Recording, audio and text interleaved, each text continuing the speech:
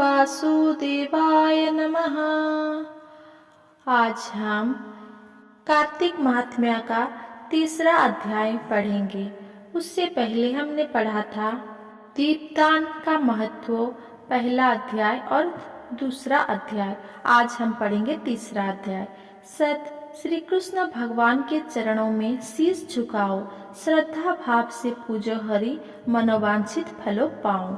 सत्यभामा ने कहा, हे प्रभु, आप तो सभी काल में व्यापक है और सभी काल आपके आगे एक समान है। फिर ये कार्तिक मास ही सभी मासों में श्रेष्ठ क्यों है? आप सब तिथियों में एकादशी और सभी मासों में कार्तिक मास को ही अपना प्रिय क्यों कहते हैं? इसका कारण बताइए। भगवान श्री कृष्ण ने कहा, हे भामिनी, तुमने बहुत अच्छा प्रश्न किया है। मैं तुम्हें इसका उत्तर देता हूँ, ध्यान पूर्वक सुनो। इसी प्रकार एक बार महाराज बेन के पुत्र राजा पृथु ने प्रश्न के उत्तर में देवर्षि नारद से प्रश्न किया था और जिसका उत्तर देते हुए नारद जी ने उसे कार्तिक मास की महिमा बताते हुए कहा, हे राजन, एक समय शंख नाम का एक राक्षस बहुत बलवान एवं अत्याचारी हो गया था। उसके अत्याचारों से तीनों लोक में त्राही त्राही मच गई। उस शंखासुर ने स्वर्ग में निवास करने वाले देवताओं पर विजय प्राप्त कर इत्यादि इंद्रादि देवताओं एवं लोकपाल के अधिकार को छीन लिया।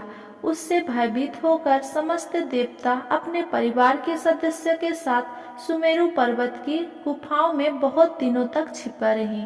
तत्पश्चात वे निश्चित होकर सुमेरु पर्वत की गुफाओं में ही रहने लगे।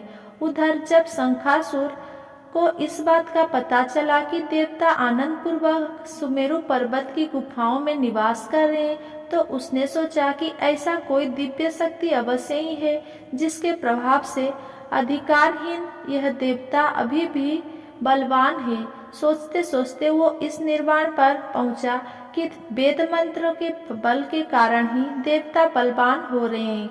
यदि इनसे वेद छीन लिए जाए तो वे बलहीन हो जाएंगे।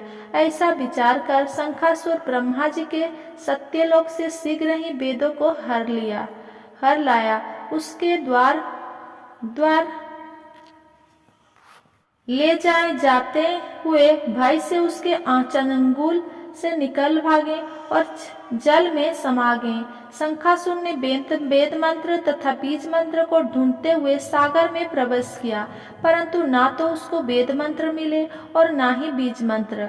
जब शंखासुर सागर में निराश होकर वापस लौटा तो उस समय ब्रह्मा जी पूजा की सामग्री लेकर सभी देवताओं के साथ भगवान शिव की शरण में पहुँचे और भगवान शिव को गहरी निद्रा से जगाने के लिए गाने बजाने लगे और धूप गंध आदि से बारंबार उनका पूजन करने लगे।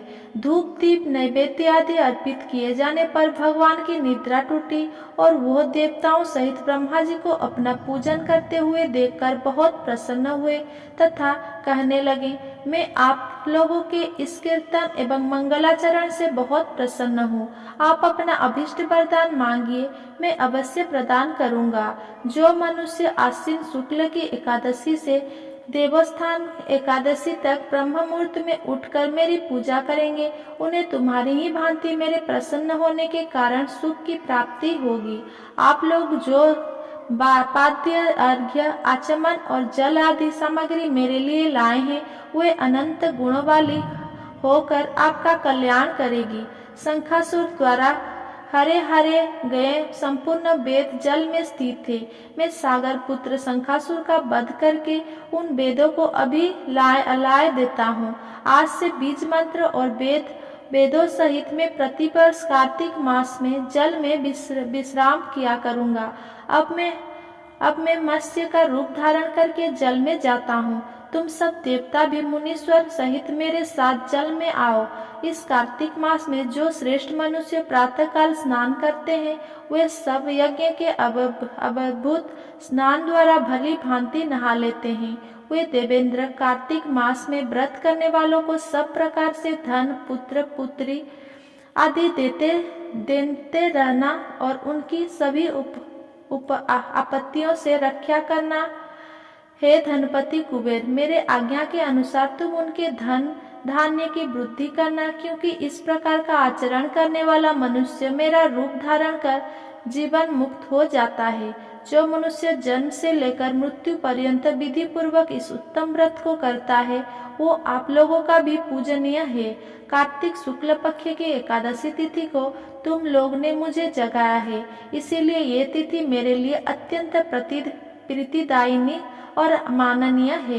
हे देवताओं, ये दोनों व्रत नियम पूर्वक करने से मनुष्य मेरा सानिध्य प्राप्त कर लेते हैं। इस व्रत को करने से जो फल मिलता है वो अन्य किसी व्रत से नहीं मिलता। अतः प्रत्येक मनुष्य को सुखी और निरोगी रहने के लिए कार्तिक महात्म्यों और एकादशी की कथा सुनते हुए उपयुक्त नियमों का पालन करना चाहिए।